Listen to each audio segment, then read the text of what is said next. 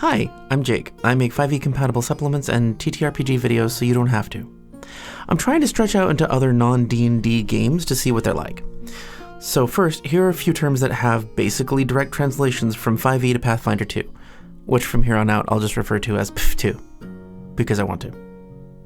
The character creation process for Pathfinder 2 is a lot more robust, and so it takes a lot longer, but it feels more fulfilling. Like in the end, you feel more like you understand your character, and like you're more a part of your character than you get to be in 5e. Sort of like it was back in 2nd edition or 3.5, or even Pathfinder 1, I guess. Number 1. Combat is more balanced and easy to plan for. No advantage or disadvantage. You only have bonuses that don't stack, they overlap.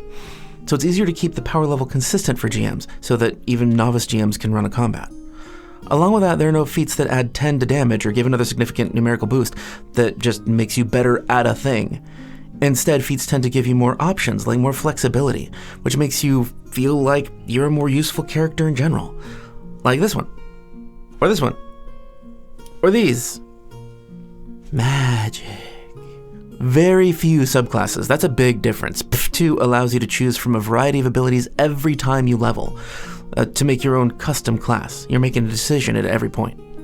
In 5e, you get a bunch of abilities as soon as you get your subclass, then you have to wait for certain levels to get more. So if you want to get new things frequently, or more entertaining things that you get to pick, you kind of have to multi-class.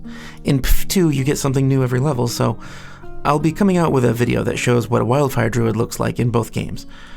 That is fun. Number 3.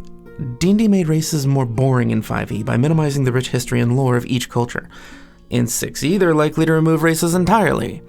It's like they're so terrified of offending people that they aren't giving players the options of having a culture, history, or cool benefits from their ancestry. Your ancestry is a huge part of your character in PF2, just like it is in life.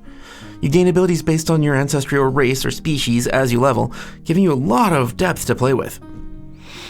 Remember that you're making a real person, so they have history that affects who they are, thus making them easier to relate to and easier to play.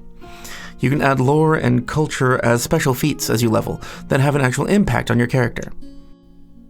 And that's exciting to me. Before, having a more sophisticated rules system is better. It makes fewer arguments. There are rules for trying to achieve almost anything in combat or outside of combat. Like in 5e, you could trip a dragon in midair, it immediately falls prone all the way to the ground and takes falling damage. Technically in PF2, you can still trip a dragon, but, well, and it does make the dragon fall prone, but the dragon or any other flyer can just try to arrest their fall. They roll athletics to save themselves from falling so hard that they take damage, because they can fly! There are a lot of other situations like this that are actually covered by the rules. No wondering, no disagreements. Of course, you can still make it up if you wanna. It's your game. Number 5, free rules. No, really, all the rules for PF2 are on the Archives of Nethys, free for anyone to snag. Even the rules like unique monsters or magic items from a printed PF2 adventure are on Archives of Nethys. Okay, I'll give you another one, because that one was kind of cheating. It was really short. The influence system is a method for keeping track of how much the party is getting along with or is disliked by different NPCs or organizations. You have a good interaction based on a social role, you get a point. A crit success, 2 points.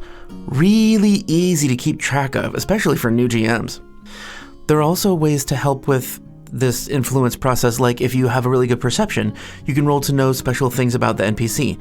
So it's not just diplomacy rolls back and forth. And each NPC is built with different influence thresholds, so you know immediately what that NPC cares about, knows, or is hiding.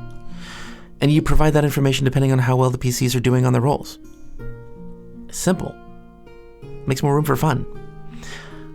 Okay, I personally love learning rules, so I'm excited to learn more about the rules for Pathfinder so I can help show people around. Let me know if there's another game system you want to know details about. I will be happy to research it for you and do another video on it. Otherwise, I'll continue to do videos evaluating D&D and Pathfinder, maybe builds like the Druid that's coming up. If you want to check out my weird badassery on Patreon, the link is in the description. There's a lot of 5e supplements there. A lot of them are free. And